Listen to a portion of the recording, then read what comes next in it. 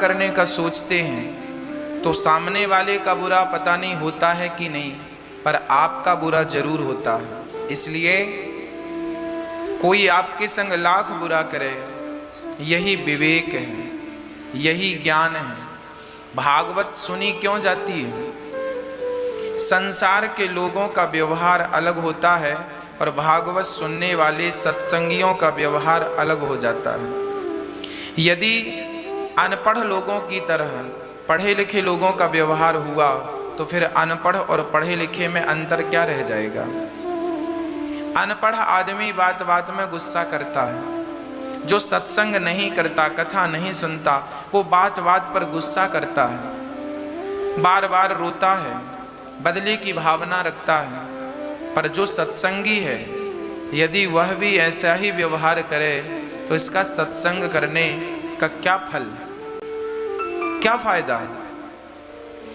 कथाएं इसलिए ही सुनी जाती हैं ताकि हम इस ज्ञान से अपना कल्याण कर सकें। कथा इसलिए सुनी जाती है कि कथा सुनकर हम अपने भटकते हुए मन को शांत कर सकें, अपने विवेक के द्वारा। जब आप विवेक के माध्यम से अपने मन को पकड़ेंगे, शांत करेंगे, निश्चित शांत होगा। संसार के लोगों की तरह आपका व्यवहार, संसार के लोगों की तरह आपका रवैया नहीं रहेगा। जब आप सत्संग से जुड़ेंगे तो आप ज्ञान से भर जाएंगे, आपका जगत के प्रति व्यवहार बदल जाएगा, आप सबका भला सोचेंगे।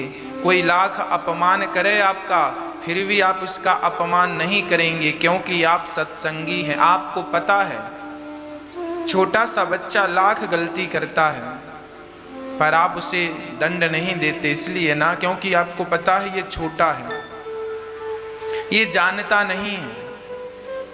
छोटे छोटे बच्चे आपका मोबाइल उठा के बाल्टी में पानी में डाल देते हैं, छोटे छोटे बच्चे मोबाइल उठाकर आग में डाल देते हैं। क्या उन्हें पता है कि मोबाइल की कीमत क्या है? क्या उन्हें ये ज्ञान है कि पानी में डालने से मोबाइल खराब हो जाएगा? नहीं, बच्चे तो बच्चे हैं। जैसे बच्चे आपका लाखों का नुकसान कर देते हैं पर आप उन्हें दंड नहीं देते, क्योंकि आपको पता है कि इसको ज्ञान नहीं है, सही क्या है, गलत क्या है।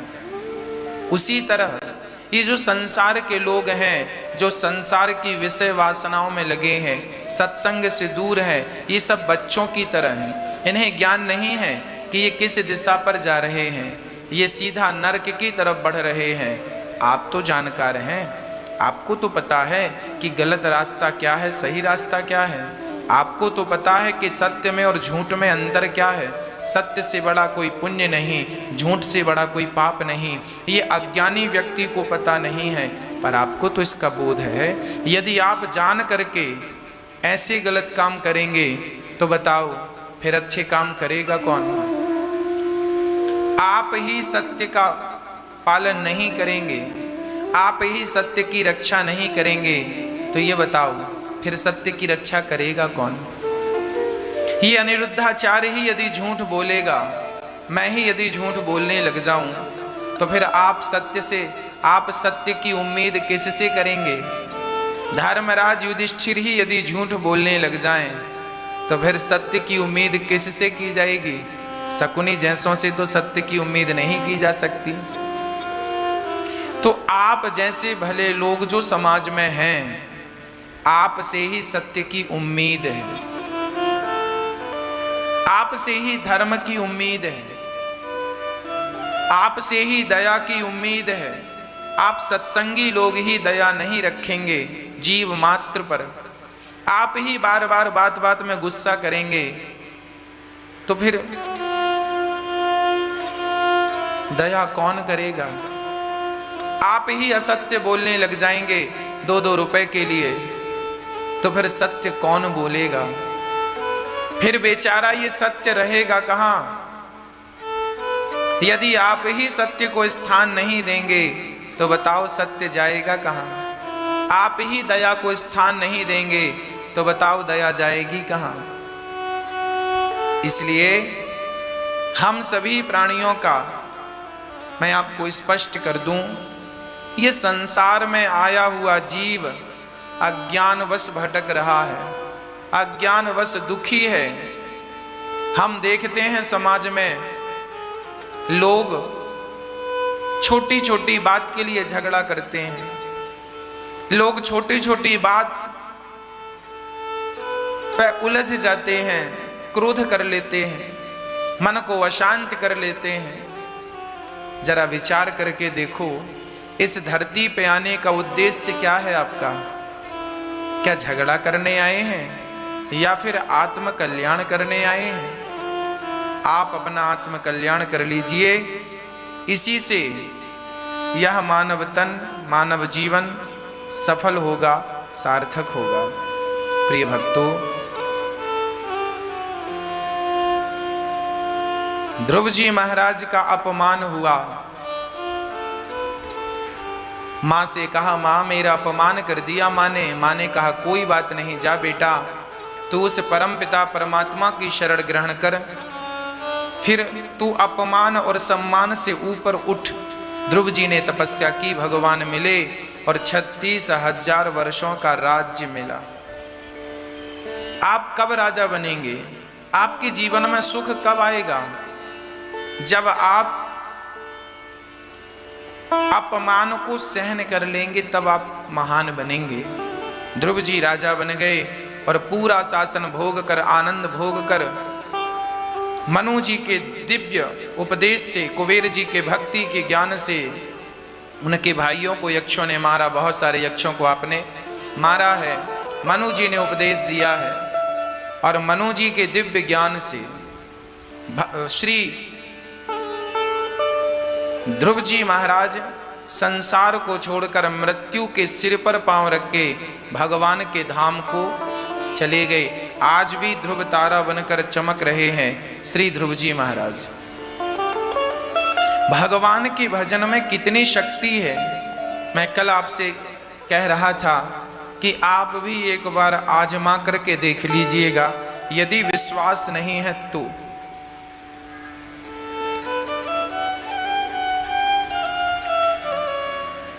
मनु जी महाराज के 3 बेटी और 2 बेटों की चर्चा पूरी हुई। ध्रुव जी महाराज के वंश में आगे चलकर श्री पृथु भगवान हुए, जिन्होंने पृथ्वी का दोहन किया, पृथ्वी का दोहन किया और पृथ्वी से सारी चीजें प्रकट की। पृथ्वी उपज नहीं रही थी, तब उपजाऊ बनाया पृथु जी ने पृथ्वी को। पृथु भगवान के नाम से धरा का नाम पृथ्वी पड़ा, पहले से धरा कहते थे, फिर पृथ्वी कहने लगे।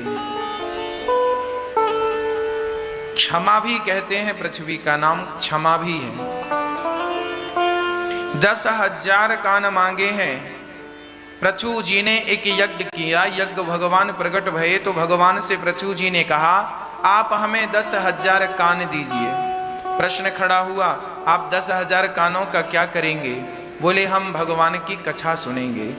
इस छोटी सी चर्चा से यही शिक्षा मिलती है कि आपके ये जो 2 कान है ना, ये कानों को निंदा सुनने में, बुराई सुनने में, चुगली सुनने में मत लगाइएगा।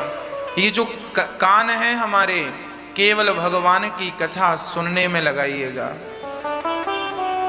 आज हम लोगों को देखते हैं, 2 लोग बैठे हैं, 4 लोग बैठे हैं और पड़ोसियों की बातें कर रहे हैं, फलाने व्यक्ति की बातें जिनसे आपका कोई लेना देना नहीं है, आप उनकी बातें कर कर भी 1-1 घंटा बिगाड़ते हैं। हाँ या ना?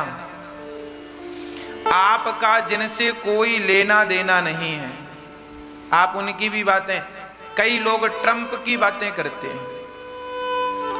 क्यों भाई, तुम्हें क्या करना है ट्रंप से? कई लोग ओबामा की बात करते हैं, बैठे हैं 4 लोग, ओबामा ऐसा, ओबामा, ट्रंप ऐसा, फलाना ऐसा, पड़ोसी थे हमारे बहुत ऐसे थे वैसे थे, फलाने को देखो उसका लड़का ऐसा है वैसा है, फलाने की बहू। भैया ये सब पंचायत क्यों कर रहे हो? तुम्हारा क्या लेना देना है उन लोगों से? और एक एक घंटा जो बिगाड़ रहे हो फला व्यक्ति की चर्चा करके, उससे तुम्हारा फायदा क्या होने वाला है? तुम्हारा समय ही तो बर्बाद हो रहा है। इसलिए कहता हूं, जो समय व्यर्थ की बकवास में चला जाता है वो समय केवल भगवान की चर्चा में लगाओ, भगवान की चर्चा में लगाओ और अपनी सफलता में वो समय खर्च करो। आप कैसे अपने आप को सफल बना सकते हैं? हमारे देश में बेरोजगारी ज़्यादा है, बच्चों को, युवाओं को काम नहीं है, और आज का युवा बैठ करके केवल 4 लड़के बैठते हैं तो क्रिकेट की बात करते हैं, सचिन की बात करते हैं, धोनी की बात करते हैं, विराट कोहली की बात करते हैं। अरे उनका कैरियर तो बढ़िया सा बन गया, तुम उनकी चर्चा करके अपना कैरियर क्यों बिगाड़ रहे हो? एक एक घंटे, 2-2 घंटे उनकी बातें करके आपको क्या मिलने वाला है? आप अपना जीवन संवारिए, अपने बारे में सोचिए, अपनी बातें कीजिए। आप कैसे सफल बनेंगे उस पर ध्यान केंद्रित कीजिए। कैसे आप अपने परिवार को 2 पैसे कमा कर दे सकते हैं, कैसे आप अपने घर की ज़रूरतें पूरी कर सकते हैं, इस विषय में थोड़ा सा दिमाग लगाइए और अपने आप को सफल, अपने आप को कामयाब बनाने के लिए कदम आगे बढ़ाइए, जिससे आपका कल्याण है। फला व्यक्ति की चर्चा करने से आपका कोई कल्याण होने वाला नहीं है। आज का युवा 2-2 घंटे, 3-3 घंटे, 4-4 घंटे क्रिकेट देखता है। पढ़े लिखे लोग क्रिकेट देख रहे हैं, पढ़ा लिखा जवान युवा क्रिकेट देख रहा है। क्रिकेट के माध्यम से बड़े बड़े क्रिकेटर ये कहते नजर आते हैं कि आप भी अपनी किस्मत आजमाइए, मतलब क्रिकेट में पैसा लगाइए, अर्थात जुआ खेलिए। आप यदि जुआ खेलने लग जाएंगे तो जो दाल रोटी खा रहे हैं वो भी तबाह हो जाएगी, समाप्त हो जाएगी। इसलिए अपने समय का दुरुपयोग ना कीजिए। समय समय पर होते है समय समय की बात, राम जन्म का दिन बड़ा और कृष्ण जन्म की रात। समय को कभी बर्बाद ना करो, समय को कभी बिगाड़ो मत। एक बार यदि समय का आपने दुरुपयोग किया, एक बार आपने समय को ठुकराया, तो वही समय आपको ऐसे ठुकराएगा कि आप कभी खड़े नहीं हो पाओगे, संभल नहीं पाओगे। इसलिए ईश्वर सबका समय बनाता है। भगवान सबको एक एक बार, 2-2 बार वक्त देते हैं, समय देते हैं। कुछ लोग उस समय का सदुपयोग करते हैं तो वो व्यक्ति सफल हो जाता है, और वह व्यक्ति अपने समय का दुरुपयोग कर ले तो वही व्यक्ति जीवन भर 2-2 रोटियों के लिए रोता रहता है, 2-2 पैसे के लिए रोता रहता है। इसलिए समय बहुत बलवान है, समय बहुत कीमती है। समय को, समय की गति जो जान ले, समय को जो पहचान ले, उसका तो कल्याण हो जाए। आज हम देखते हैं बच्चे अपना समय बर्बाद करते रहते हैं। किसी की चर्चा करने से कोई लाभ नहीं, किसी का पांव पकड़कर खींचने से कोई लाभ नहीं। खींचना ही है तो किसी का हाथ पकड़कर खींचिए। पांव पकड़ के खींचने वालों की जो लंबी भीड़ है, हाथ पकड़ के खींचने वाले कम है। आप हाथ पकड़कर खींचने वाले बनो, पांव पकड़कर खींचने वाले मत बनो। पांव को मत खींचो, हाथ को खींचो। किसी का सहारा बनो, किसी को रास्ते से गिराओ मत। तात्पर्य यह हुआ कि हम अपने कानों से, प्रभु जी ने 10,000 कान मांगे, इन कानों से ना किसी की निंदा सुने, ना किसी की चुगली सुने, कुछ भी नहीं। जब आपका मित्र, आपकी सहेली, आपका पड़ोसी कहे फलाना व्यक्ति ऐसा, तुरंत चुप कर दो भैया। उस व्यक्ति की चर्चा हमें क्यों सुना रहे हैं? हमें तो भगवान की कथा सुनाओ, और हमारे लायक हम कैसे सफल बने उसके बारे में थोड़ा सा डिस्कस कर लें। हाँ, हम कैसे अपना जीवन ठीक करें, कैसे हम सफल बने, इस पर विचार करें, इस पर चर्चा करें तो काम बने। 10,000 कान इसलिए मांगे गए ताकि इन कानों से भगवान की कथा सुनी जाए। भगवान का चिंतन करेंगे तो जीवन सफल हो जाएगा। 10,000 कान मांगे गए। प्राचीन बरही की पावन चर्चा है। जब व्यक्ति संसार के विषयों में उलझता है, आज मनुष्य की दुर्गति क्यों होती है, दुर्दशा क्यों होती है? क्योंकि वह फंसा पड़ा है। पुरुषों से स्त्रियां नहीं छूट रही हैं, स्त्रियों से पुरुष नहीं छूट रहे हैं। बुढ़ापा आ गया फिर भी मेरा मेरा मोह में उलझा पड़ा है। यही तो इनकी दुर्दशा और दुर्गति का कारण है। जब तक आपके जीवन में त्याग नहीं होगा, संतोष नहीं होगा, तब तक आपका कल्याण नहीं होगा, आपको शांति नहीं मिलेगी। जो व्यक्ति संसार में उलझा पड़ा है, जो व्यक्ति अधिक लोभी है, क्या उसे कभी शांति मिलेगी? और जिसके अंदर त्याग है, फॉर एग्जाम्पल, आपके 100 रुपए गिर गए तो आप रोते हैं, आपके 1000 रुपए गिर गए या 50,000 का नुकसान हो गया, आप रोते हैं, ए भगवान मैं तो लुट गई, मैं तो लुट गया, बर्बाद हो गया, 50,000 का नुकसान, 1000 रुपए जेब से गिर गए गिर गए गिर गए गिर गए। हे भगवान मेरा ये चप्पल चोरी हो गई चोरी हो गई चोरी हो गई। देखिए, किसी की चप्पल चोरी हो जाए तो आधा घंटा रोता, परेशान होता। किसी की गाड़ी चोरी हो गई, रोता, गाड़ी चोरी हो गई। किसी का लाख रुपए का नुकसान हो गया, रोता है। मैं आपको बता दूं, यदि आपके अंदर त्याग है तो आप कभी रोएंगे ही नहीं। त्याग क्या? मैं किस त्याग की बात कर रहा हूं? त्याग ऐसा कि ये अंगूठी है, ध्यान से देखिए, इसे हम पहनते हैं इस प्रकार। जब मैं अपनी बात बता रहा हूं, मैं अपनी एक बात बताऊं, उस बात से आप लोग भी समझ ली। आपको समझाने के लिए मैं उदाहरण दे रहा हूं अपना। ये अंगूठी है। जब मैंने इसको पहना, उसी समय मैं ये सोच लिया था कि यदि ये अंगूठी गिर गई, कई बार अंगूठियां हैं, सोना चांदी गिर जाता, गले से चैन टूट कर गिर जाती है, कान के बाले गिर जाते हैं, अंगूठियां गिर जाती हैं, कई बार गले की चैन चोर उड़ा ले जाते हैं। तो जब भी आप सोना पहने, अंगूठी पहने, गले में चैन पहने, हाथ में कड़ा पहने, तो आप सोना पहनने के पहले अपने मन को मजबूत कर लें कि मैं ये पहना हूं, ये कभी भी गिर सकती है, कभी भी गुम हो सकती है, और जब गुम होगी, गिरेगी, तो मुझे रोना नहीं है, मुझे इसकी फिक्र नहीं करनी, मुझे इसकी चिंता नहीं करनी।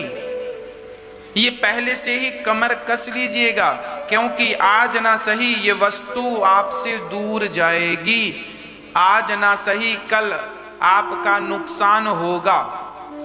तो आज ही आप तैयार रहिए कि नुकसान होगा, हमें हो जाएगा सो हो जाएगा, कोई बात नहीं। अब रोने से क्या होगा? ये जो ज्ञान है, पहले से सावधान रहिएगा। जो वस्तु आपको मिली है, पत्नी आपकी है, आप बहुत प्यार करते हैं पत्नी से, तो आप प्यार करते हैं ना पत्नी को, पर उस प्यार के साथ एक बात मेरी गांठ बांध लीजिए कि आपकी पत्नी एक दिन आपका साथ छोड़कर चली जाएगी, भगवान के घर जाएगी, है ना? इस सच्चाई से मत भागिए। तुम प्यार करते हो पत्नी से, अच्छी बात है, पर यह भी याद रहे कि एक दिन वो आपका साथ छोड़कर जाएगी। उस हाल में आप क्या करेंगे? तब कितना रोएंगे? क्या रोने से वापस आएगी? जाना है, इस सच्चाई को याद रखो, और जितने दिन तुम्हारे साथ है प्यार मोहब्बत से रहो और भगवान का चिंतन करो। आप अपने पति के साथ हैं, पति से बहुत प्यार करते हैं, पर ये याद रखिए कि आपका पति एक दिन आपका साथ छोड़कर जाएगा, जरूर जरूर जाएगा। या तो पहले पत्नी जाएगी या तो पति जाएगा। आप उस दुख को सहन करने के लिए तैयार हो जाइए। आज लोग दुखी क्यों होते हैं? क्योंकि उस दुख को सहने की तैयारियां नहीं करते, है ना।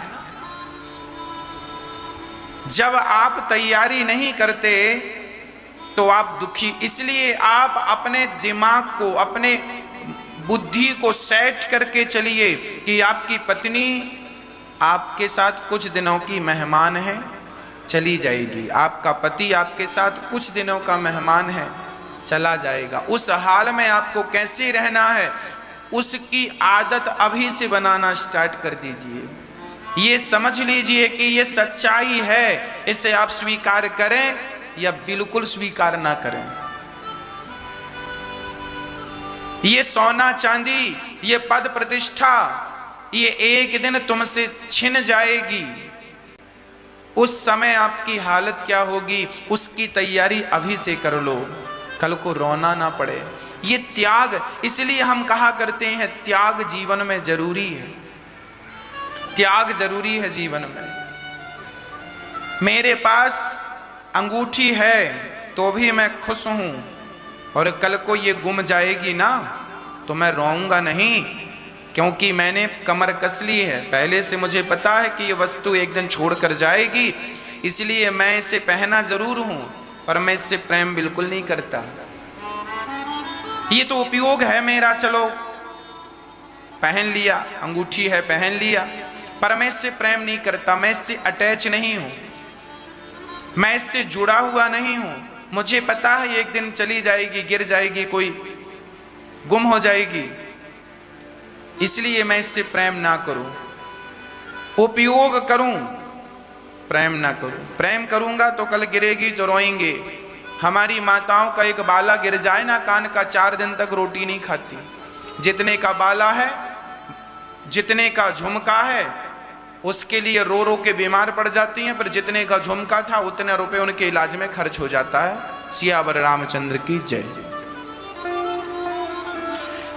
झुमका गिरा बरेली की बाजार में, और जब गिरा तो फिर रोई, माताएं रोती हैं मेरा झुमका गिर गया, झुमका। 4 दिन रोटी नहीं खाती,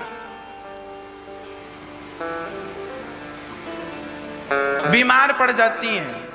50,000 का झुमका था, बीमार पड़ गई, डॉक्टर के पास गए, 50,000 का बिल बन गया। एक तो 50,000 का झुमका गिराया, फिर 50,000 रोने में और खर्च हो गए, लो 1 लाख का नुकसान। इसलिए कहता हूं, ये जो तुम झुमका पहने घूमती हो ना मेरी माँ, पहले से बिल्कुल निर्णय कर लीजिएगा, कमर कस लीजिए, एक दिन ये झुमका तुम्हारा गिरेगा।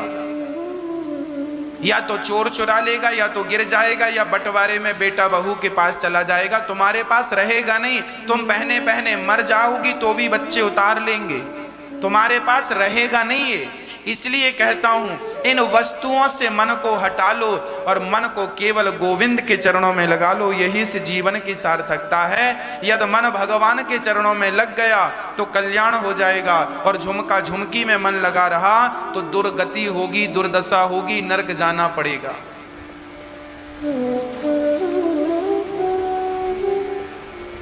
हाँ, पहले से लोग तैयार नहीं होते, पहले से तैयारियां नहीं होती, इसलिए दुख बहुत ज्यादा लगता। हम तो हर हाल के लिए तैयार हैं। ये जो तुम्हारा शरीर है, ये शरीर भी तुम्हारा साथ छोड़ देगा, इसके लिए भी तैयार रहिएगा। पता नहीं ये हाथ कब काम करना बंद कर दे, पता नहीं ये हाथ कब काम करना। मैं अभी से सबके लिए तैयार हूं। रोना नहीं है किसी भी हाल में, हर हाल में परमात्मा को याद। जीवन में जब दुख आए तो भगवान से बस यही कहिएगा, प्रभु मेरे किए हुए पापों की सजा मुझे मिल रही है, आपने अच्छा किया कि प्रभु मुझे दंड दिया, प्रार्थना सिर्फ इतनी है कि यदि दंड दिया है तो इस दंड को सहन करने की, इस दर्द को सहन करने की शक्ति भी आप ही दीजिएगा, इस दुख को सहन करने की ताकत भी आप ही दीजिएगा। हर हाल के लिए तैयार हो जाना चाहिए। मैंने सुना था महाराणा प्रताप जी जब युद्ध कर रहे थे हल्दी घाटी का, उसके बाद वो जंगल की तरफ चले गए और घास की रोटियां बना बना करके खाई, ऐसा मैंने सुना है, इतिहास में पढ़ा। घास की रोटियों का अर्थ ये है कि पत्ते, जंगल के पत्ते खाकर उन्होंने अपना जीवन यापन किया। आज हम हलवा पूड़ी खा रहे हैं, आज हम रबड़ी और रसमलाई खा रहे हैं, आज हम दाल चावल सब्जी रोटी खीर मेवा मिष्ठान खा रहे हैं, पर कल को आपको घास भी खानी पड़ सकती है, कल आपको पत्तों से भी गुजारा करना पड़ सकता है। उस हाल के लिए भी तैयार रहिए। जैसे माता सीता अयोध्या के सिंहासन पर भी बैठती थी, राजाओं की तरह रानी थी ना, तो पूरा सुख सुविधाओं से परिपूर्ण जीवन था, पूरा आराम था, पर वही सीता माता को जंगल भी जाना पड़ा, नंगे पांव भी चलना पड़ा, जंगल से लकड़ियां भी काटनी पड़ी, चूल्हा भी फूकना पड़ा, बच्चों का पेट भरने के लिए जिनके सेवा में लाखों दासियां हुआ करती थीं, आज उन्हें बच्चों के लिए खुद रोटी बनानी पड़ रही है। मतलब माता सीता हर सिचुएशन में रहने के लिए रेडी थी। आपसे मेरी सिर्फ यही प्रार्थना है, आप भी हर स्थिति के लिए अपने आप को तैयार रखिएगा। दुख तब होता है जब व्यक्ति अपनी तैयारियां नहीं करते। हर स्त्री को अपनी तैयारी कर लेना चाहिए, हर पुरुष को अपनी तैयारी कर लेनी चाहिए। कब दुख आ जाए कोई नहीं जानता, इसलिए भगवान का चिंतन अभी से स्टार्ट करिए। भगवान ही हम सबके रक्षक हैं, हम सबके संगी और साथी हैं। एक टेर रघुनाथ की दूजो न कोई सहाय, एक कोई दूसरा सहारा नहीं है एक ईश्वर के सिवा। जो भगवान की शरण में है उनका बाल भी बांका नहीं होता। इसलिए ये संसार में रहना नहीं देश बिगाना रे। ये देश, ये जो दुनिया है, ये हमारा नहीं है। ये संसार, ये घर, ये गांव, ये शहर, ये गलियां, ये हमारी नहीं है। हमारा असली घर भगवान के चरणों में है। हम वहां से आए हैं, कुछ दिन की यात्रा में हैं। 25, 50, 100 साल की यात्रा पूरी होगी और उसके बाद हमें ये सब छोड़ करके जाना पड़ेगा। इसलिए तो कहते हैं ना, परदेसियों से ना अखियां मिलाना।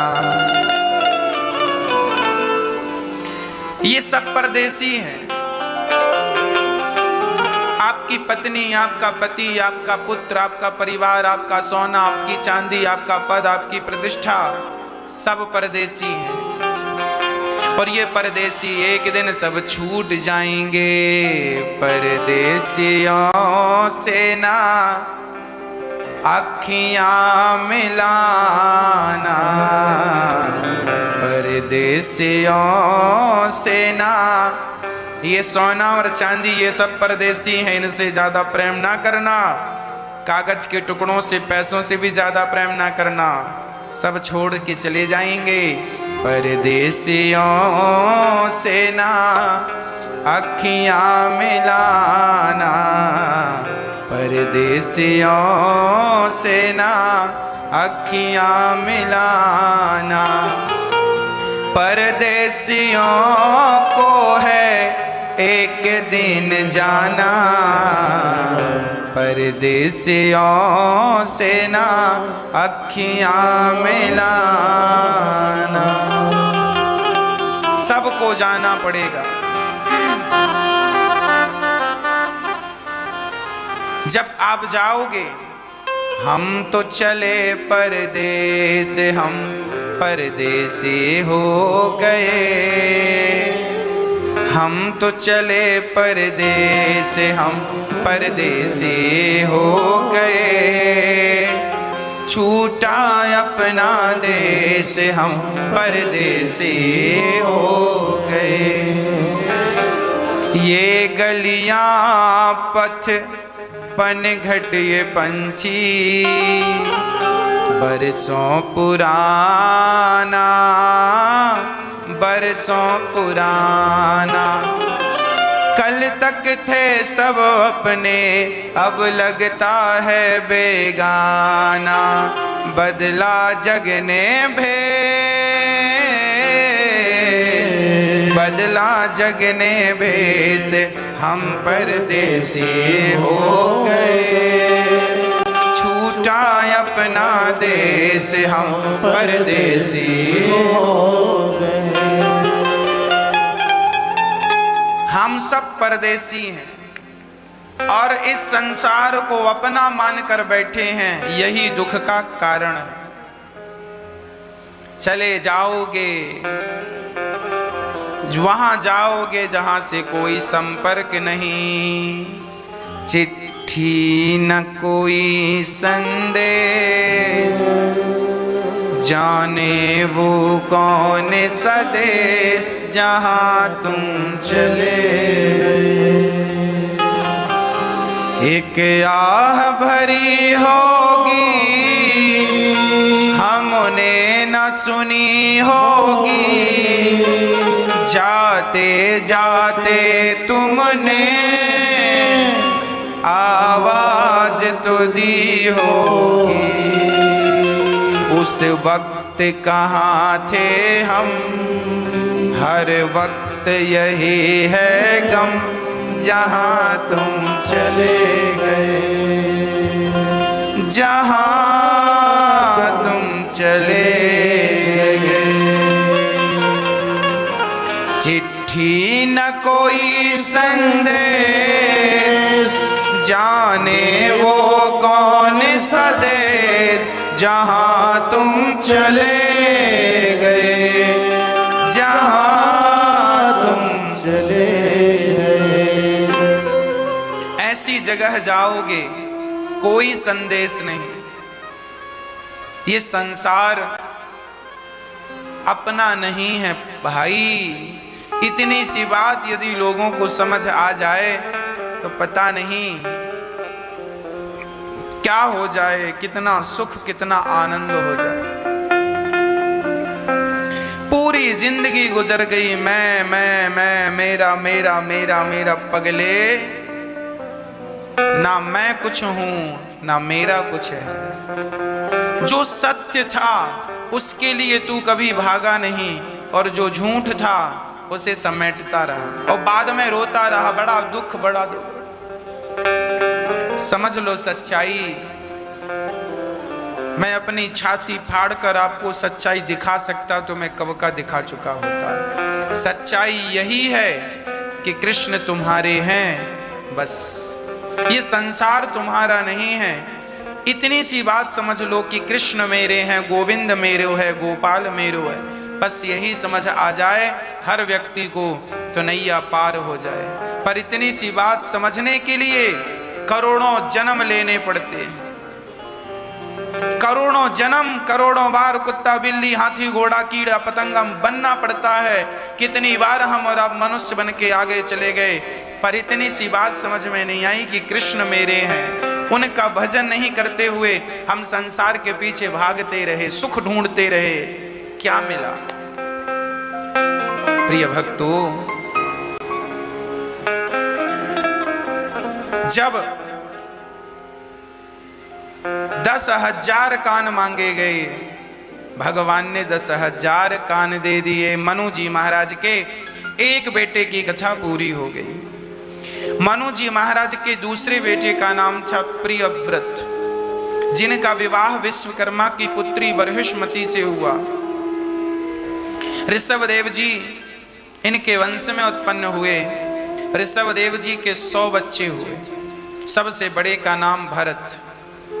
भरत जी महाराज अपनी प्रजा को उपदेश, ऋषभदेव जी भगवान के परम स्वयं भगवान थे, वो उनका कल्याण हुआ, उनकी गति हुई। सबसे बड़े पुत्र भरत जी सब कुछ त्याग कर गंडकी नदी के तट पर नारायण नारायण नारायण नारायण नारायण का जाप कर रहे हैं। सब कुछ त्याग देना कितना कठिन है। बूढ़े बूढ़े लोग जिनकी उम्र पूरी हो चुकी है, पता नहीं कल मर रहे हैं कि परसों, ऐसे लोग भी त्याग नहीं करते। इनको पता ही नहीं है कि तुम्हारी उम्र पूरी हो चुकी है, कभी भी मौत के मुख में समा जाओगे। अपने इन हाथों से दान पुण्य कर लो, अपने हाथों से परमार्थ कर लो, अपनी वाणी से भगवान का नाम जप लो। लेकिन आज का बूढ़ा ये सब ना करके पैसों के पीछे, बूढ़े से बूढ़ा सिर ऐसे ऐसे हिल रहा, बुढ़ापे में पैसे गिने जा रहे हैं, हाथ भी कांप रहे हो, पैसे गिन रहे हैं, शरीर में हिम्मत नहीं है बैठने की, और बुढ़ापे में लोग नोट गिन रहे हैं कि नहीं। ये माया नहीं तो क्या है? देखो जरा इन बूढ़ों को और इनसे जरा सीखो कि कहीं तुम्हारी भी तो यही दुर्दशा ना हो जाएगी। इनका मन बुढ़ापे में पैसों में तो लगा है, पर इनका मन अभी तक भगवान में नहीं लगा। अब इनकी तो उम्र भी पूरी होने को आई, कब ये भजन करेंगे, कब अपना कल्याण करेंगे? इन्हें कौन समझाए कि बुढ़ऊ आप अपना परलोक बिगाड़ रहे हो और कुछ नहीं कर रहे हो। समय कीमती है, वो समय जो अब व्यर्थ में जा रहा है उसे भगवान के चिंतन में लगाते तो कल्याण होता। इसलिए हम तो बूढ़ों की नहीं, हम तो जवानों की बात कर रहे हैं। आप समझ लीजिएगा और आप अभी से मन भगवान में लगाइए और बुढ़ापे में अपने सारी जिम्मेदारियों से निवृत्त होकर पूर्ण रूप से मन भगवान के चरणों में लगा देना। यही इस जीवन की सार्थकता। भरत जी सब छोड़कर गंडकी नदी के तट पर गए और भगवान का नाम जपने लगे। भरत जी नाम जप रहे हैं बड़े भाव से, नाम जपते जपते जपते जपते काफी दिन हो गए। पत्नी को छोड़कर, पुत्र को छोड़कर, परिवार को छोड़कर बैठे हैं। अच्छा है, सबका त्याग कर दिया भरत जी ने। पर जंगल में एक मृग का बच्चा, एक मृगी नदी में पानी पी रही थी। शेर ने दहाड़ लगाई, वो मृगी जान बचाने को भागी और उस मृगी के गर्भ से एक बच्चा पैदा हुआ मृग का। वो पानी में बहने लगा तो भरत जी को लगा ये मर जाएगा। भरत जी उस बच्चे को बचाकर अपनी कुटिया पर ले आए। उस बच्चे की जान बचाए भरत जी, ये तो अच्छा किया। पर भरत जी उस बच्चे से, मृग के बच्चे से प्रेम करने लग गए। ये मेरा मृग है, उसे घास खवाएं, उसे नहलाएं, उसकी सेवा करें। जो समय भजन करने में जाना चाहिए था, अब वो समय मेरे मृग में जाने लगा। जब मन मृग में लगा तो भरत जी की जब मृत्यु हुई तो मृग का चिंतन वो कर रहे थे, मेरे मृग का क्या होगा मेरे बाद, मेरे मृग का क्या होगा मेरे बाद। मृग मृग मृग मृग मृग मृग करते मर गए। तो भरत जी जैसे संत को मृग बन करके आना पड़ा। अंते यामती सागति, जिसकी जैसी मति होती है उसकी वैसी गति होती है। इसलिए मरते समय जरा सावधान रहा करो। मरते समय बड़े प्रेम से भगवान में मन लगाओ। पत्नी में, पुत्र में, परिवार में मन ना लगाना, पति में, संसार में मन ना लगाना। जहां मन लगेगा वही गति आपकी हो जाएगी। इसलिए तो मरते समय केवल मुख से भगवान का नाम निकले, हे नारायण, हे कृष्ण, मैं आपके धाम आ रहा हूँ प्रभु, अपने चरणों में स्थान देना। भगवान का नाम जपते जपते प्राण निकलेंगे, सदगति हो जाएगी। इतना तो करना स्वामी, जब प्राण तन से निकले, गोविंद नाम लेकर मेरे प्राण तन से निकले। भगवान से यही प्रार्थना हो कि हे नाथ, उस वक्त जल्दी आना, नहीं श्याम भूल जाना, मुरली मधुर बजाना, जब प्राण तन से निकले, इतना तो करना स्वामी। पीतांबरी कसी हो, होठों पे कुछ हंसी हो, छवि मन में ये बसी हो, जब प्राण तन से निकले, इतना तू करना स्वामी।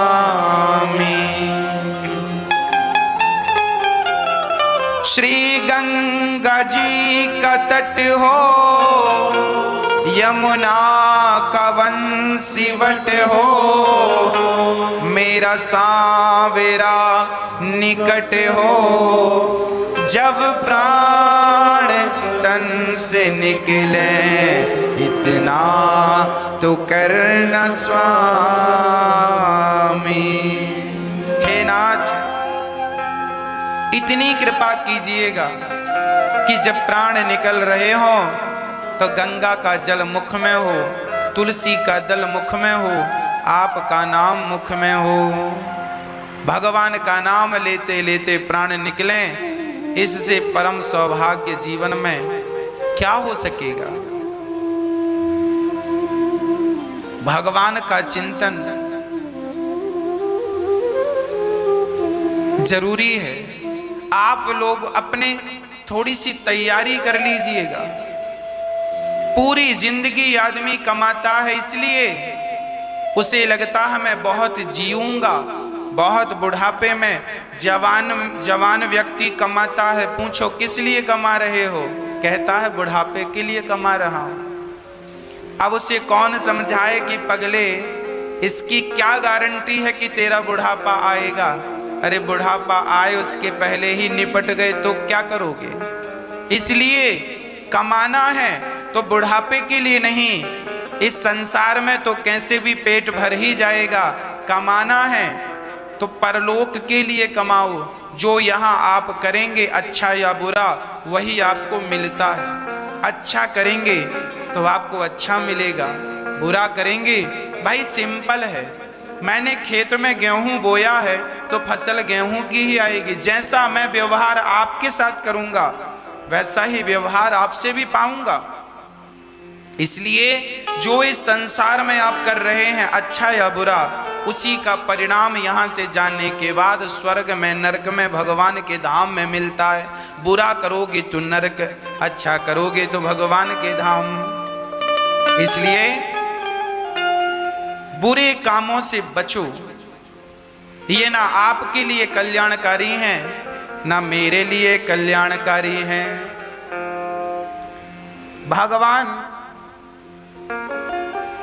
भगवान में मन लगाओ, बिहारी जी का इंतजार करो।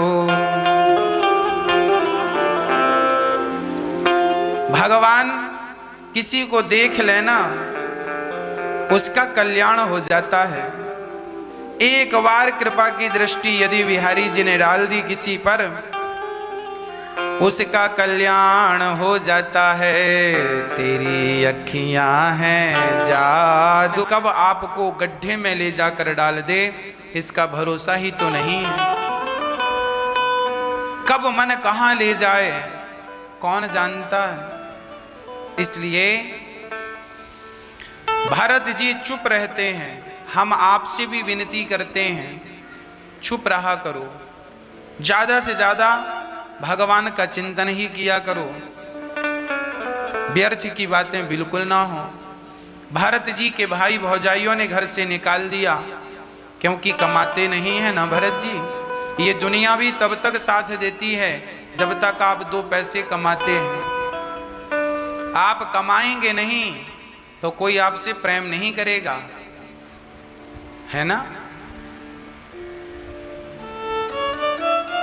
एक माँ के दो बेटे हैं, तो जो बेटा ज्यादा पैसा कमाता है ना, माँ उससे ज्यादा प्यार करती है, पिता उससे ज्यादा प्यार करते हैं जो पैसा कमाता है। जो पुरुष ज्यादा कमाता है, जिसका पति ज्यादा कमाता है, वो पत्नी उस पति से ज्यादा प्रेम करती है। इसका अर्थ ये बिल्कुल नहीं है कि जिनके पति कम कमाते हैं वो प्रेम कम करती हैं। प्रेम का कमाई धमाई से ज्यादा संबंध नहीं है, पर सामान्य दृष्टि है। जो पतिव्रता स्त्री है वो तो पति से प्रेम करती है, चाहे उसके पास पैसा हो या बिल्कुल गरीब। पर जो कुछ स्त्रियां होती हैं, कुछ स्त्रियां जो अपने पति से ज्यादा पति के पैसों से प्रेम करती हैं। पतिव्रता नारी तो पति के पास कुछ ना हो तो भी प्रेम करती है, वो तो प्रेम करती है सच्चा। पर समाज में देखने को मिलता है बहुत सारी स्त्रियां जब पति के पास कुछ नहीं होता तो छोड़कर चली जाती हैं। हम सीधा कहें तो आप ये समझिए कि संसार में लगभग लोग, रामचरितमानस में तो लिखा है, स्वार्थ लाग करें सब प्रीति, सुर नर मुनि जन की यह रीति। सब अपने स्वार्थ के कारण प्रेम करते हैं या करती हैं। स्वार्थ खत्म, प्रेम खत्म, ये रामचरितमानस में लिखा है। सब व्यक्ति जिससे प्रेम करते हैं वो प्रेम के पीछे कोई ना कोई स्वार्थ होता है। ये बात पतिव्रता स्त्रियों में लागू नहीं होती। पतिव्रताओं का जो प्रेम है वो निस्वार्थ प्रेम है। जो भक्त का सच्चा प्रेम भगवान से है, इसलिए कहते हूं, इसलिए हम कहा करते हैं प्रेम भगवान से भी करो तो निस्वार्थ, नहीं तो स्वार्थी प्रेम होगा तो भी कल्याण नहीं होगा। भरत जी जंगल में विचरण करते हैं। भद्रकाली के सामने कुछ भीलों ने भरत जी का सिर झुका दिया। बलि चढ़ाने के लिए भरत जी ने सिर झुका लिया, बलि इनकी चढ़ाने लगे। तब भद्रकाली ने प्रकट होकर भरत जी की रक्षा की। एक राजा रहुगण पालकी पर चढ़कर जा रहा था, बड़ा अहंकारी था। तभी भरत जी को देखकर रहुगण ने कहा, सुनो चलो पालकी उठाओ। भरत जी ने राजा की पालकी कंधे पे रखी। पहले के राजाओं की पालकी कहार लोग उठाते थे, डोली उठाने वाले भी, कहार पालकी उठाने वाले भी। तो भरत जी को कंधे पे पालकी रख दी। और भरत तो ठहरे संत, जो जैसा कह दे ठीक है, चल रहे हैं, पर कोई चींटी पांव पे ना दब जाए पांव से, इसलिए भरत जी छलांग लगा रहे हैं। तो अब की बार इतनी जोर की छलांग लगाई कि राजा रहुगण की पालकी सिर पे टकराई, जोर से टकराई। राजा रहुगण के मस्तक से रक्त गिरने लगा। राजा रहुगण बोले, मूर्ख कौन है ये, जानता नहीं मेरे सिर पे चोट लग गई, मृत्यु दंड दूंगा मैं जिसने मुझे चोट पहुंचाई है। कहारों ने डर के कहा, महाराज ये नया नया भर्ती हुआ है, बिना इंटरव्यू का यही उछल कूद कर रहा है। भरत जी की तरफ देखकर राजा बिगड़ा, बोला, क्यों रे, बड़ा दुबला पतला है, मेरा भार नहीं उठा पा रहा है, आज मैं तुझे मृत्यु दंड दूंगा। भरत जी अभी तक शांत चित्त से उसकी सारी बातें सुन रहे थे। भरत जी थे ज्ञानी, भगवत प्राप्त संत थे, पर वो ज्यादा बोला नहीं करते थे। आज भरत जी पहली बार अपनी वाणी खोल रहे हैं। आज तक किसी से कुछ नहीं कहा, कुछ नहीं बोला, पर आज बोलने की जरूरत है, सो बोल रहे हैं। समाज को सही ज्ञान देने के लिए यदि आप बोलें तो वो बोलना सफल है, और व्यर्थ की पंचायत करने के लिए बोल रहे हैं तो वो बोलना व्यर्थ है। भरत जी कह रहे हैं, त्वयोदितम् कृत्यमविप्रलब्धम् भर्तुः समय स्याद्यदि वीरभारः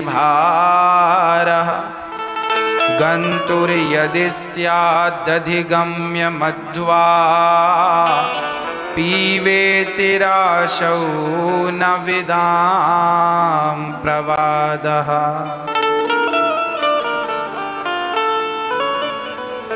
प्रिय भक्तों, भारत जी कह रहे हैं कि सुनो, आप कह रहे हैं हमें मृत्यु दंड देंगे, कैसे मारेंगे हमें? तलवार से मारेंगे? तो तलवार काटेगी तो शरीर को काटेगी ना, मुझे थोड़ी काटेगी।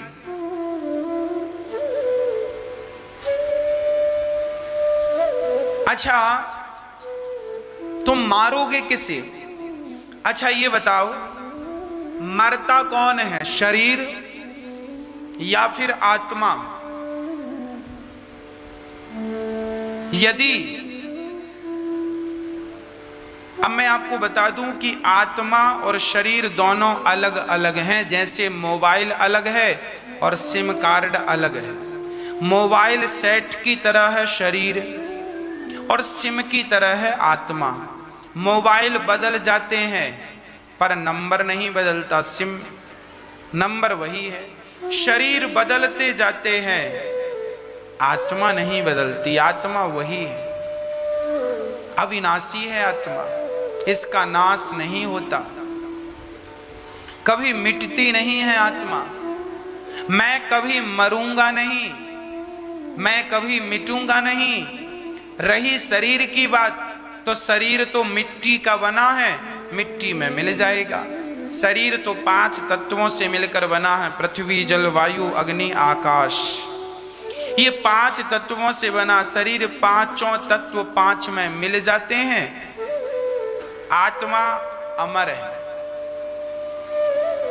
अब आपको मैं बहुत सरल तरीके से समझाऊं। अच्छा ये बताओ, आप जब छोटे से थे, जब आप 5 साल के थे और अब आप 40 और 30 साल के हो, तो ये बताओ कि आपका वो लड़कपन का शरीर कहाँ चला गया? नष्ट हो गया कि नहीं? अच्छा, जब आपका छोटा सा शरीर लड़कपन का नष्ट हुआ, जवानी मिली, लड़कपन गया सो जवानी मिली। अच्छा, लड़कपन का शरीर तो मिट गया, जवानी का शरीर तो मिल गया, पर आत्मा मिटी क्या? जब हम छोटे से थे तो हमारा शरीर इतना सा था, तब भी हमारे भीतर यही आत्मा थी। अब हम जवान हो गए तो हमारा छोटा सा शरीर जो मां के गर्भ से आया था वो नष्ट हो गया। अब हमारा शरीर देखो, पहले हम 2 फीट के थे, 3 फीट के थे, अब 5 फीट के, 5.5, 6 फीट के हैं। अर्थ क्या निकला? हमारा शरीर तो हमारी आंखों के सामने बदल गया, पर आत्मा नहीं बदली ना। आत्मा तब भी थी जब हम छोटे थे, आत्मा वही है तब भी जब हम जवान हैं, और आत्मा वही रहेगी तब भी जब बुढ़े होंगे। शरीर 3 बार बदलता, लड़कपन, जवानी, लड़कपन का शरीर अलग होता है, जवानी का शरीर अलग होता है, और बुढ़ापे का शरीर अलग हो जाता है कि नहीं? लड़कपन में छोटा सा बालक, छोटा सा शरीर है, वही जवानी में बड़ा हो गया, शरीर बदल गया कि नहीं? आप अपने बचपन की फोटो देखिए और अभी की फोटो देखिए, बिल्कुल अलग अलग है कि नहीं? हाँ या ना? हाँ। आपके बचपन की तस्वीर आज की तस्वीर से बिल्कुल अलग है, और आपकी आज की तस्वीर आपके बुढ़ापे की तस्वीर से बिल्कुल अलग होगी। मतलब आपकी आंखों के सामने आपका शरीर 3 बार बदल गया कि नहीं? शरीर 3 बार बदल गया, पर आत्मा एक भी बार नहीं बदली कि नहीं? आत्मा लड़कपन में भी वही थी, जवानी में भी वही, और बुढ़ापे में भी वही। शरीर 3 बार बदल गया, और जब 3 बार शरीर बदला तो आत्मा नहीं बदली। तो जब 4थी बार मृत्यु के बाद शरीर बदलेगा तो आत्मा कैसे बदलेगी? आत्मा तो तब भी रहेगी जब ये शरीर बदलकर दूसरा हो जाएगा। आत्मा कभी नहीं बदलती, आत्मा अजन्मा है। प्रैक्टिकली मैंने आपको कह दिया, आपका लड़कपन बदल गया, जवानी का शरीर बदल गया, जवानी से आप बुढ़े हो गए, पर आत्मा नहीं बदली, शरीर बदल गया। आत्मा कभी नहीं बदलती। और मैं कौन हूं? मैं शरीर नहीं हूं। शरीर बदलता है, आत्मा नहीं बदलती। शरीर नष्ट होता है, आत्मा नष्ट नहीं होती। आत्मा निकल गई तो लोगों ने शरीर को मुर्दा समझकर जला दिया। शरीर की तो कोई वैल्यू थी ही नहीं। शरीर तो मैं हूं ही नहीं, मैं तो आत्मा हूं और मैं कभी नष्ट नहीं होने वाला, मैं कभी नहीं मरने वाला। आप लोग भी कभी नहीं मरेंगे, परंतु अज्ञान के कारण आपने अपने आप को शरीर समझ रखा है। आपको लगता है मैं शरीर हूं, ये मेरा है। ना जी, तुम्हारा नहीं है। तुमने अपने आप को शरीर समझ रखा है, इसलिए तुम परेशान हो। यदि आपने अपने आप को आत्मा समझा होता तो कोई परेशानी थी ही नहीं, कोई परेशानी नहीं थी। मैं आत्मा हूं। आप केवल इतना समझ लीजिए कि मैं सिर्फ आत्मा हूं, कभी नष्ट ना होने वाली आत्मा। नैनम छिंदन्ति शस्त्राणि नैनम दहति पावकः। ना आत्मा को जलाया जा सकता, ना गलाया जा सकता, ना वायु उड़ा सकती है। जैसे हम पुराने वस्त्र का त्याग करके नए वस्त्र धारण करते हैं, उसी तरह शरीर को त्याग कर, पुराने शरीर को त्याग कर आत्मा नया शरीर अर्थात नया वस्त्र धारण करती है। वासांसि जीर्णानि यथा विहाय। पुराना वस्त्र त्याग कर नया वस्त्र। तो आत्मा का स्वरूप यह है। इस शरीर से हम जो पाप और पुण्य कर लेते हैं, उनका फल हमें भोगना पड़ता है। इसलिए हम कहा करते हैं कि पाप और पुण्य के फल को भोगने से बचना हो और भगवान की शरण में जाना हो तो एक उपाय है, आप अपने आप को भगवान के चरणों में अर्पित कर दो।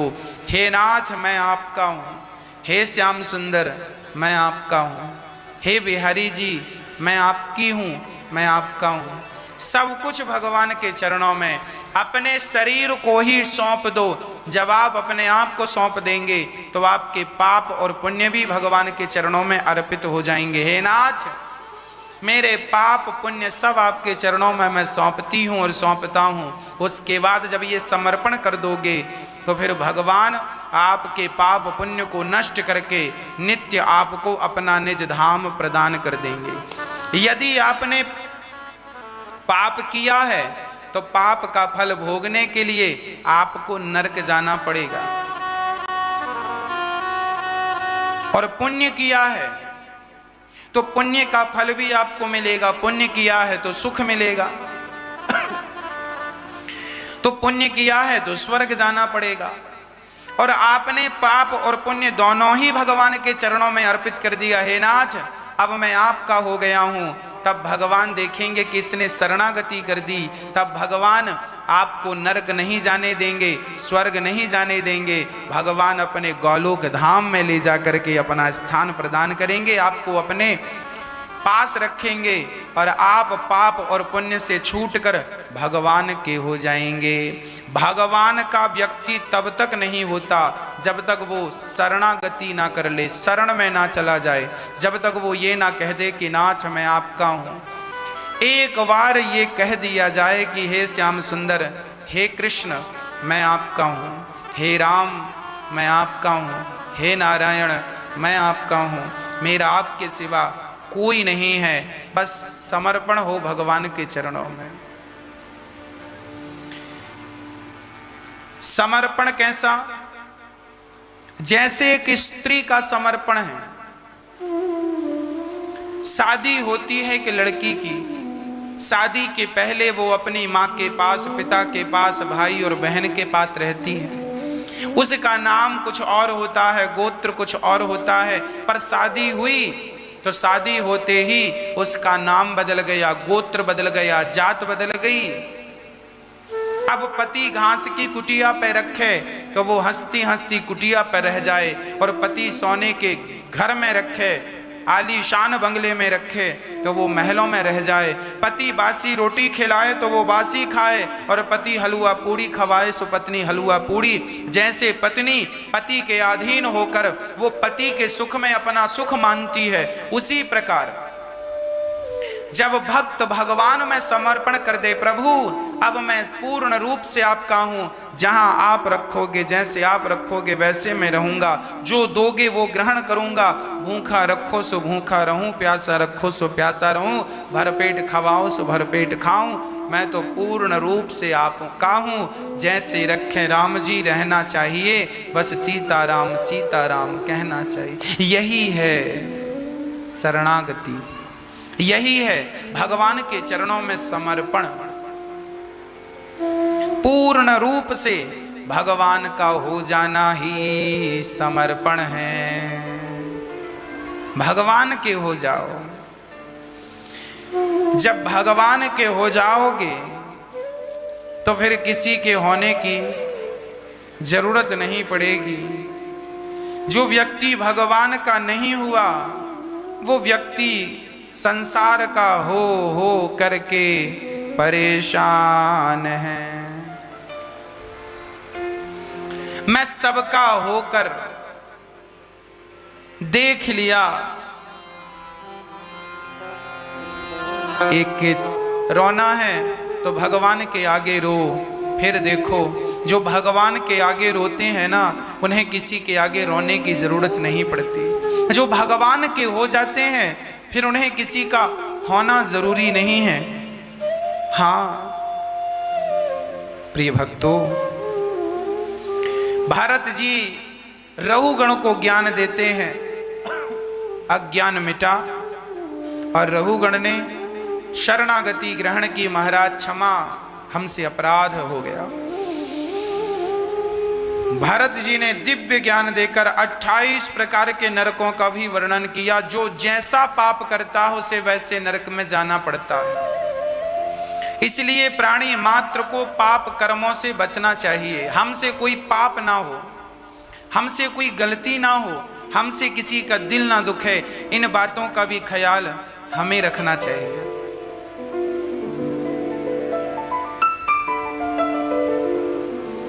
कोई अपराध ना हो। श्री सुखदेव भगवान कहते हैं राजा रहुगण के ज्ञान से दोनों का कल्याण हुआ, राजा रहुगण का उद्धार, और भरत जी भी परम धाम को जाते हैं। श्री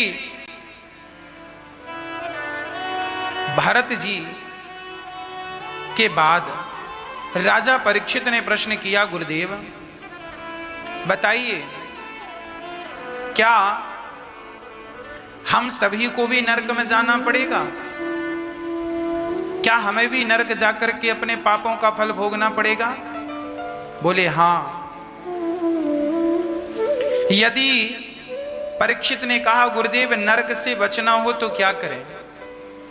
तब उन्होंने, सुखदेव भगवान ने कहा, राजन यदि नरक जाने से बचना हो तो केवल एक ही उपाय है।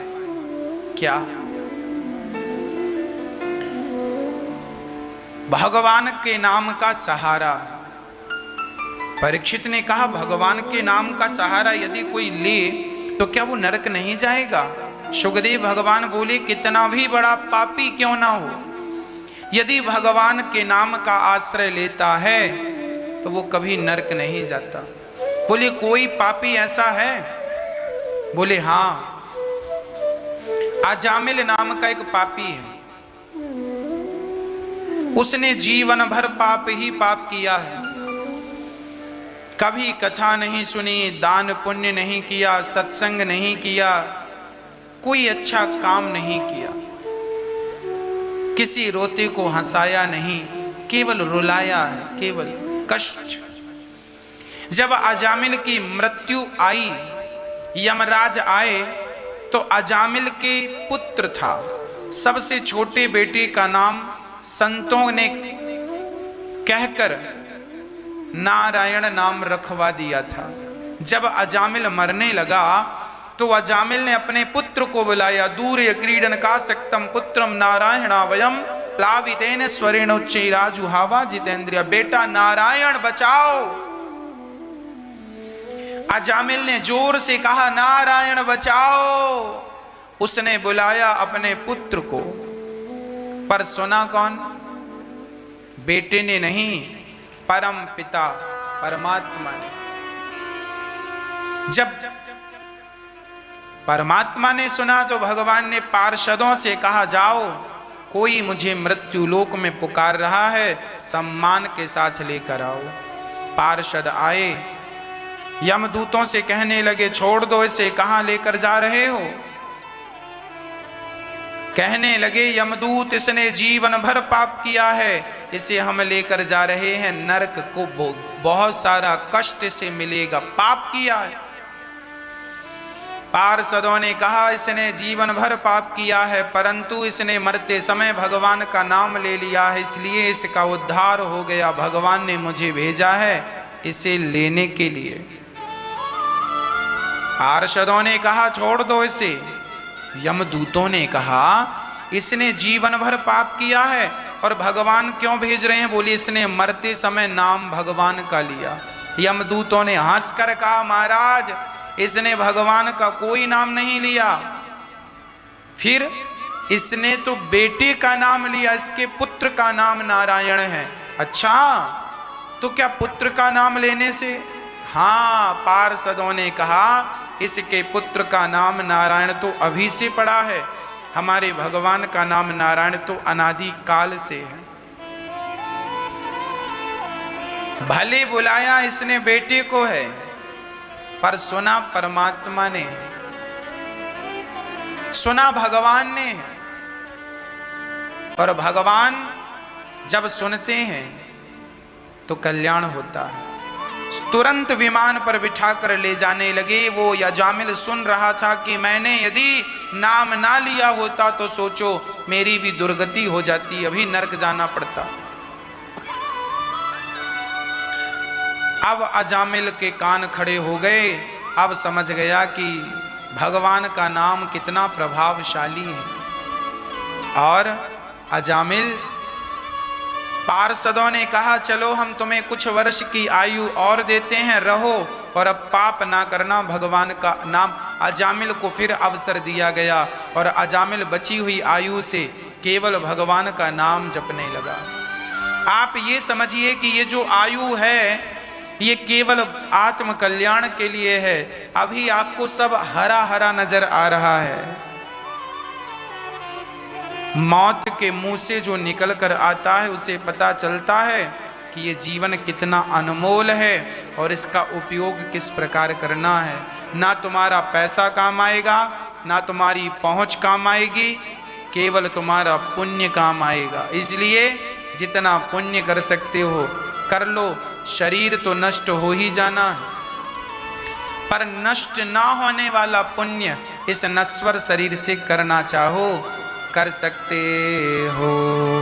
प्रिय भक्तों, अजामिल जैसे पापी भी नाम के बल पर तर गए, इसलिए आप भी नाम ना छोड़िएगा। काम करते रहो, नाम जपते रहो, मन से गोविंद गोपाल गाते चलो। याद आवेगी उसको कभी ना कभी, मेरी विनती सुनेगा कभी ना कभी। ऐसा विश्वास मन में जगाते चलो, मन से गोविंद गोपाल गाते चलो। काम करते रहो और बस सीताराम सीताराम गाए जा, गाए जा, गाए जा। राधे श्याम गाए जा, गाए जा, गाए जा। काम करते रहो और नाम निरंतर अहरनिश चलता रहे। इतना तो कर लो, ये कौन सा, इसमें कोई पैसा थोड़ी खर्च हो रहा है। काम करते न हो, झाड़ू पोंछा बर्तन सब करो, अपना काम गृहस्थी का, बिजनेस व्यापार, पर हर समय केवल नाम नारायण, श्रीमन नारायण काम कर रहे हैं और नारायण नारायण भीतर से चल रहा है। फिर देखो जीवन में क्या बदलाव होता है। आपके जीवन के सारे दुख कष्ट नष्ट हो जाएंगे। मैं आपको लिखित में कहता हूं, यदि आप भगवान का नित्य स्मरण करने लग जाएं, हर श्वास में भगवान का चिंतन करते हुए आत्मसमर्पण कर दें, फिर देखें जीवन कैसा होता है।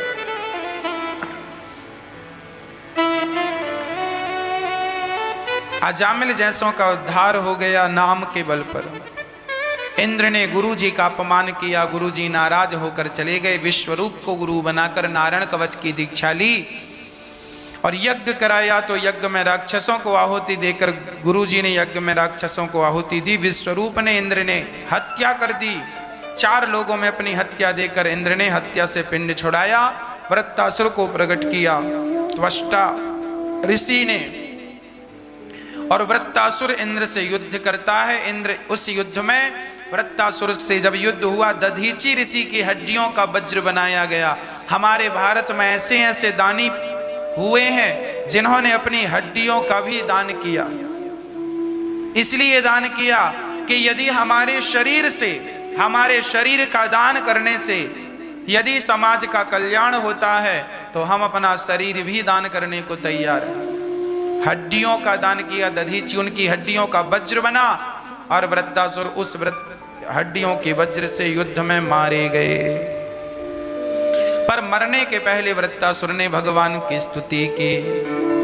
अहम हरे तब पादई के मूला दासानुदासो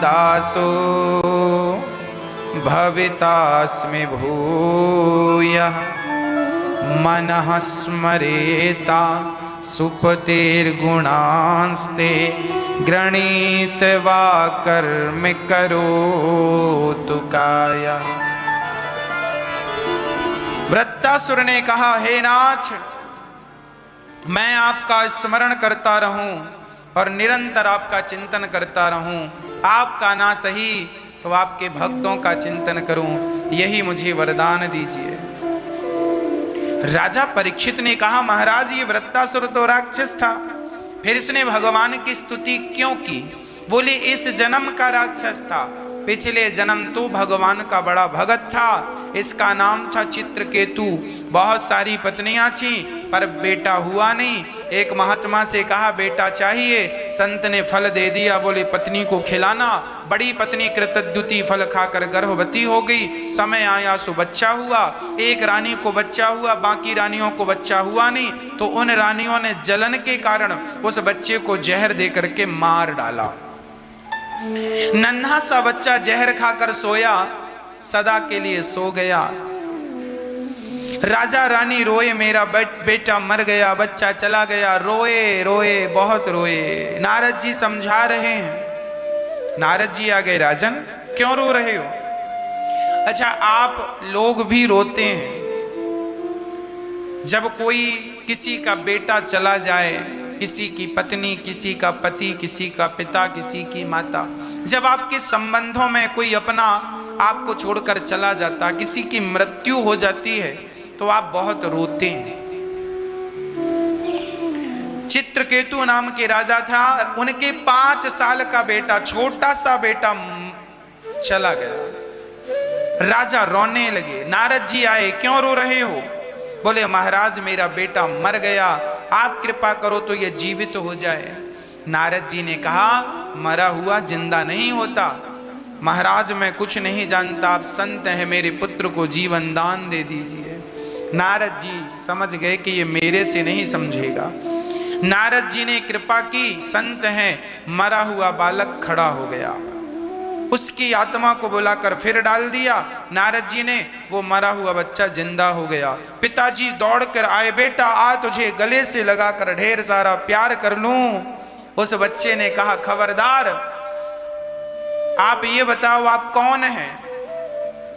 पिता ने कहा बेटा मुझे नहीं जानता, मैं तेरा पिता। बच्चे ने कहा किस जन्म के पिता हो? कई बार मेरा, अब देखो अब बाप बेटे का संवाद चल रहा है, जरा ध्यान से सुनिएगा। एक पिता कह रहा है तू मेरा बेटा है, और बेटा कह रहा है कि पिताजी आप किस जन्म का पुत्र मानते हैं मुझे? मेरा तो करोड़ों बार जन्म हो गया है, कितनी बार आप मेरे पुत्र बने, कितनी बार मैं आपका पुत्र बना, कितनी बार आप और मैं अलग अलग योनियों में गया, किस जन्म का हिसाब रखते हो? वो तो पिछले जन्म में मैंने थोड़ा सा आपसे कर्जा बाकी था, वो कर्जा चुकाने आया। क्या कर्जा बाकी था? बच्चे ने कहा पिताजी मैंने पिछले जन्म में आपके घर भिक्षा मांगने आया। आप दोनों पति पत्नी थे गृहस्थ आश्रम में, मैंने भिक्षा मांगी तो आपने मुझे गेहूं का आटा और गाय का सूखा हुआ गोबर, ओपले, कंडे मुझे आपने दे दिए। मैंने उन कंडों में आग लगाई, रात्रि का समय था, बहुत सारी चींटियां उस कंडे में थी, जला दी, सारी चींटियां जल के राख हो गईं। उसी आग से मैंने 5 रोटियां बनाकर खाई, भगवान को भोग लगाकर खाई। मैंने उन चींटियों को मारा जो कि कंडों से आपके यहाँ से प्राप्त हुई, वही चींटियां आपकी पत्नी बनकर आईं और मैंने उन्हें मारा आग में जलाकर। इस जन्म में उन्होंने मुझे जहर देकर मार डाला। 5 रोटियां आपकी खाई थी, सो 5 वर्ष तक आपका बेटा बनके 5 रोटियों का हिसाब दे दिया। वो तो भगवान को भोग लगाकर खाया पिताजी, तो सबका हिसाब एक जन्म में ही चुक गया, नहीं तो करोड़ों जन्म लेने पड़ जाते मुझे। इसलिए आप भी सब कुछ भगवान को सौंप कर ग्रहण किया करो। मेरी माँ जो आपकी बेटी और आपका बेटा है ना, ये अपना पूरा पिछले जन्म का कोई हिसाब किताब चुकाने आए हैं। चुक जाएगा सो वो चले जाएंगे, हम चले जाएंगे।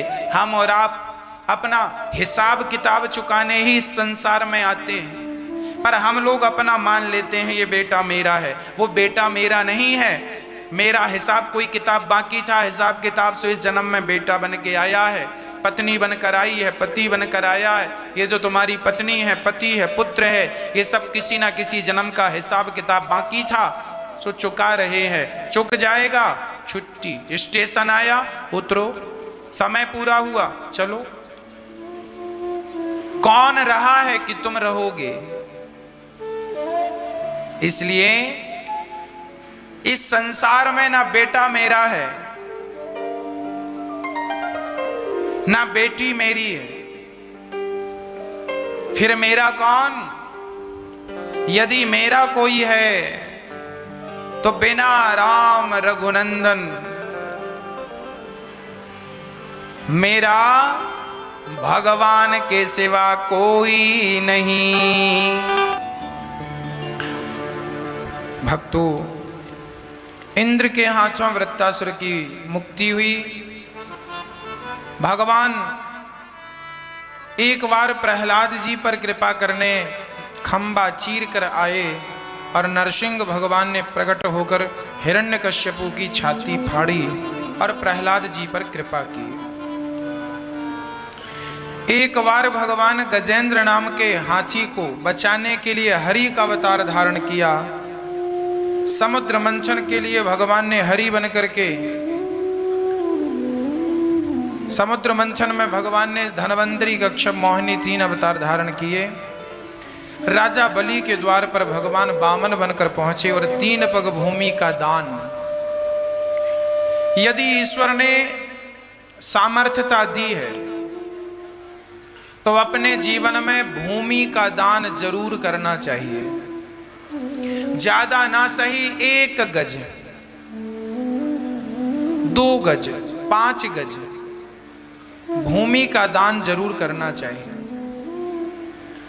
राजा बलि ने जब भूमि दान किया तो भगवान ने राजा बलि को पाताल का राजा बनाया और आगे मनवंतर में स्वर्ग का राजा बनाएंगे। भगवान देने वाले को हमेशा ही देते हैं। आप जब देंगे दिल खोल कर तो भगवान भी आपको देंगे। इसलिए पुण्य करने के लिए कभी पीछे नहीं हटना चाहिए। श्री भगवान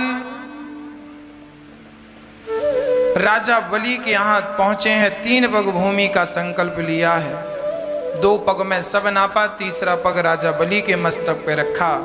राजा बलि से कहा, बेटा मैं तुझे छलने आया, तुमने तो मुझे ही छल लिया। क्या चाहिए? कुछ नहीं। पाताल का राजा बनाया। कहा द्वार पर आप खड़े हो जाओ प्रभु, मैं आते जाते दर्शन करूंगा। दान देने वाले के यहाँ भगवान द्वारपाल बन करके खड़े हो गए। आते जाते राजा बलि भगवान का दर्शन करता।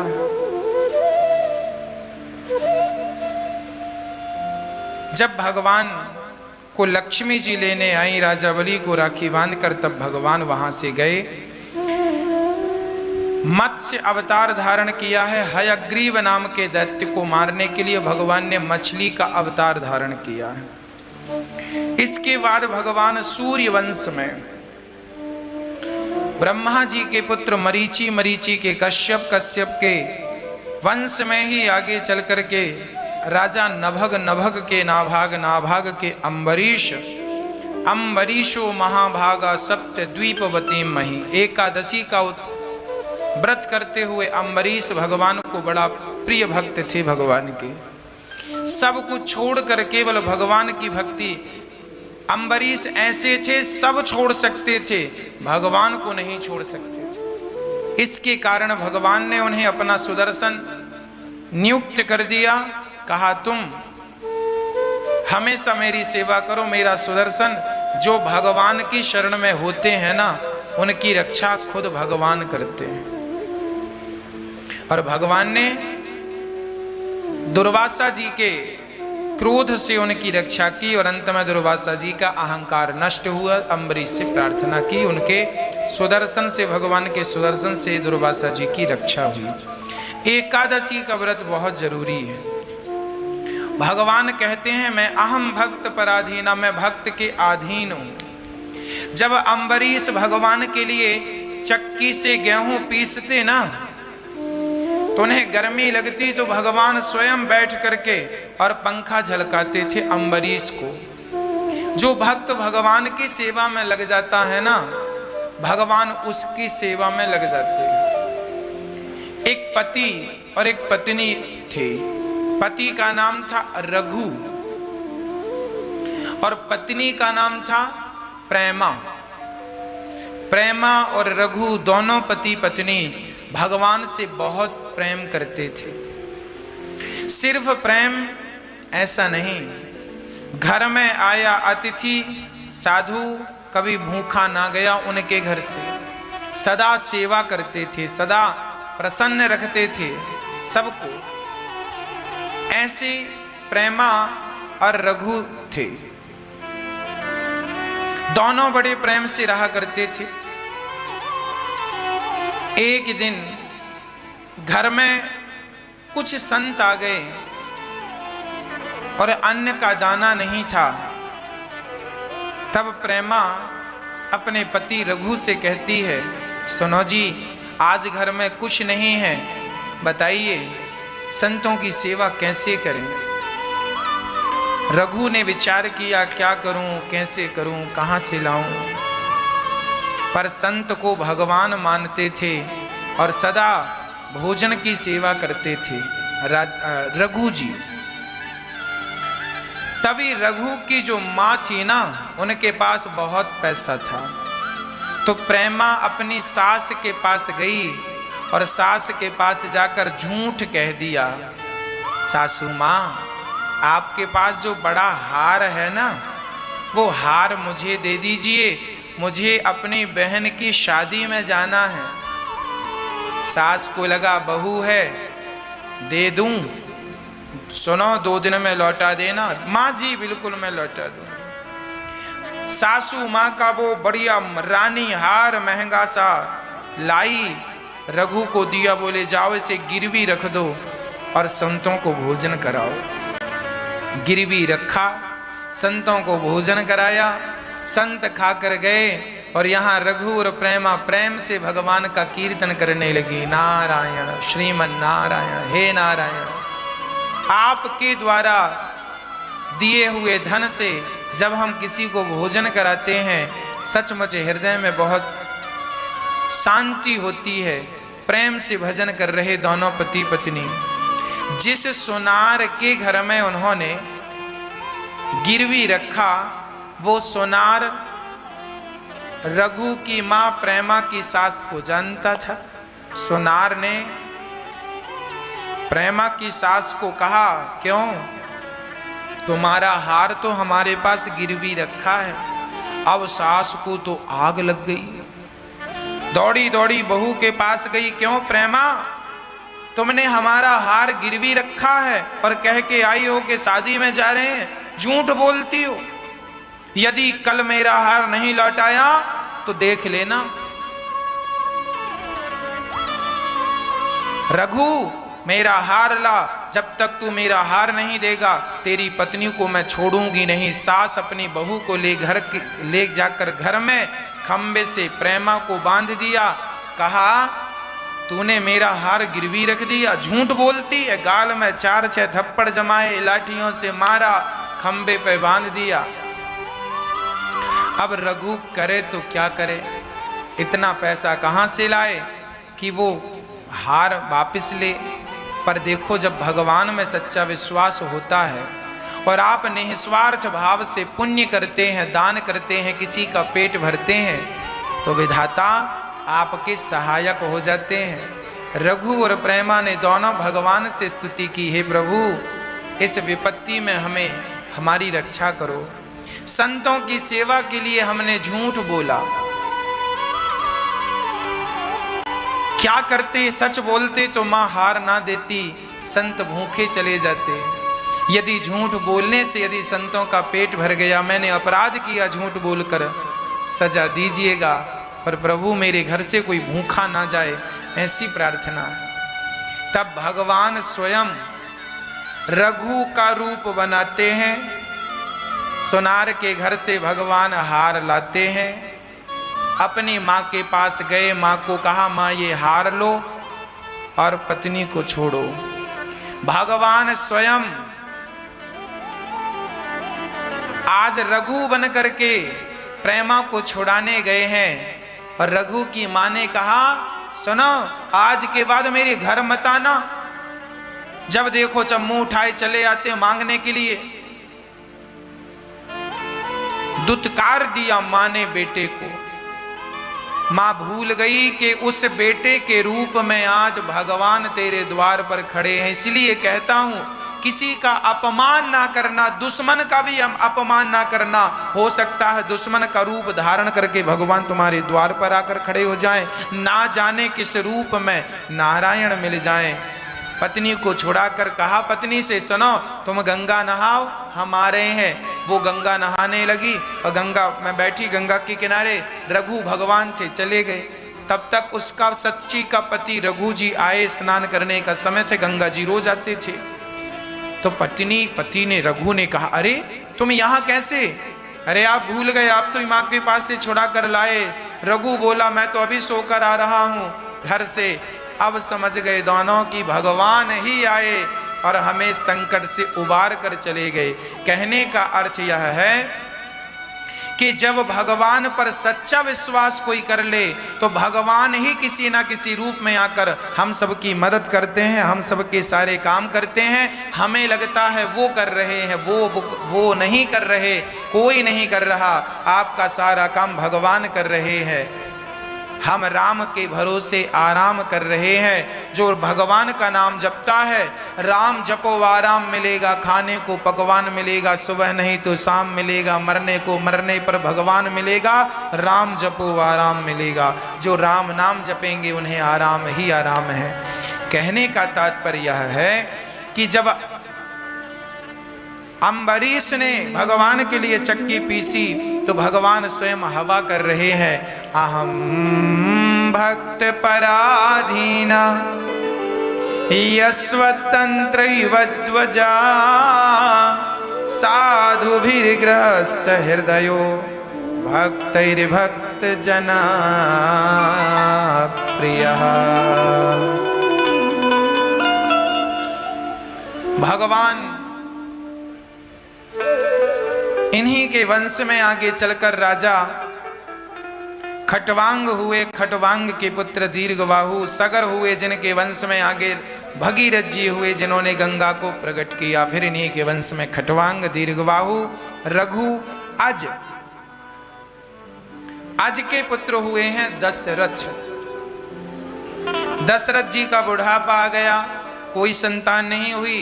दशरथ जी गुरु जी के पास गए और गुरु जी ने कि यज्ञ किया पुत्रेष्टि, जिससे तीनों रानियों ने खीर खाई।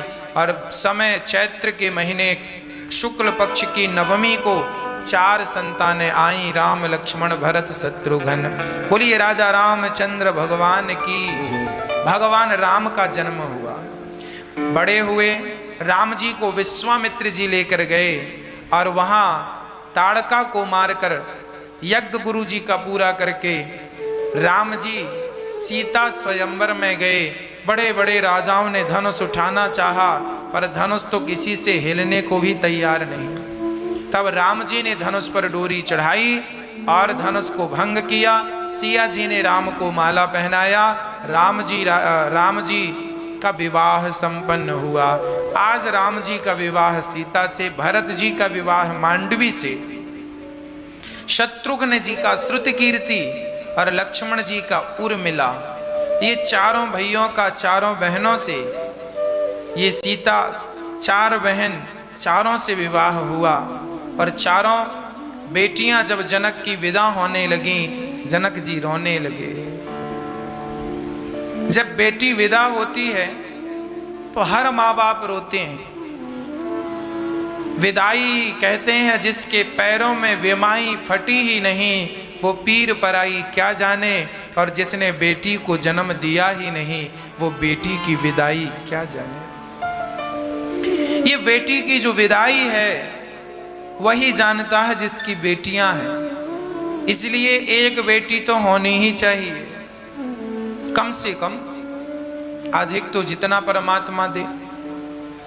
बेटी सौभाग्य से मिलती है, इसलिए बेटी दोनों कुल को तारने वाली है, इसलिए बेटी होना चाहिए। प्रिय भक्तों, जनक जी विदा कर रहे हैं अपनी बेटी को, सिया को।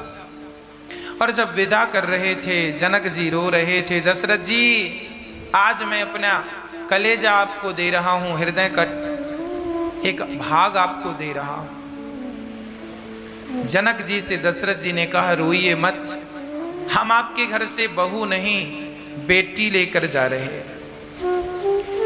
माता सीता को कभी बहू की तरह अयोध्या में नहीं रखा गया, सदा बेटी की तरह रखा गया। शास्त्रों में लिखा है कि कौशल्या जी ने कभी सीता से यह भी नहीं कहा कि दिया की बाती बढ़ा दो। दिया बुझने लगता है ना, तो उसकी बाती ऊपर करते हैं, थोड़ी सी बढ़ा देते हैं। इतना सा भी काम सिया से नहीं कहा। और सिया ने बिना कहे सारा काम करती थी।